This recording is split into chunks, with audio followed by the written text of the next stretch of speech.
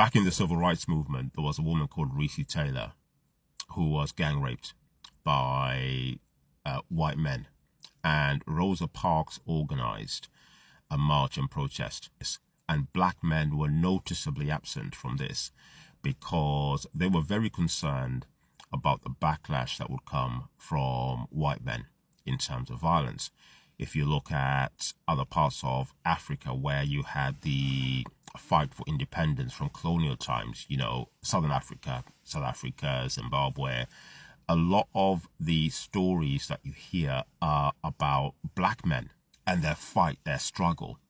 And in key moments during those colonial times and those colonial struggles and apartheid, the political capital of black men has always been prioritized over the safety and welfare of black women. Black men are often the ones that are spoken about within the black community, historically even, as the ones who have been the victims of systemic racism. A lot of the conversations, for example, in the UK around systemic racism center around the way that black men experience the system, how they're treated by the police, the disproportionate arrest, the stop and search. You don't hear conversations about things like, for example, black women in maternity care, unless white people are telling us that. Black men aren't at the forefront of that conversation. They're not at the forefront of the conversation around domestic violence within the black community, high rates of femicide, systemic racism faced by black women in coming forward to the police. And in fact, black men are protecting other black men in the community who are abusing black women.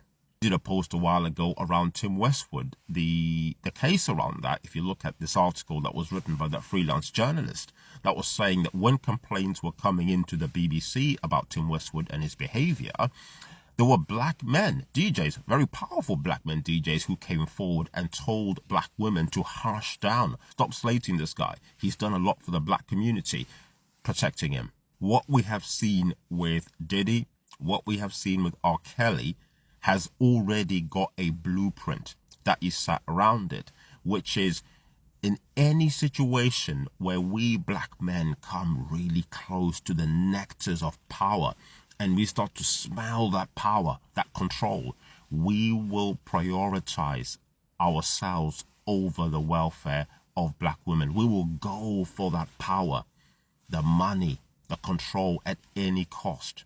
In most cases, we will take part in that if we have to get to where we need to.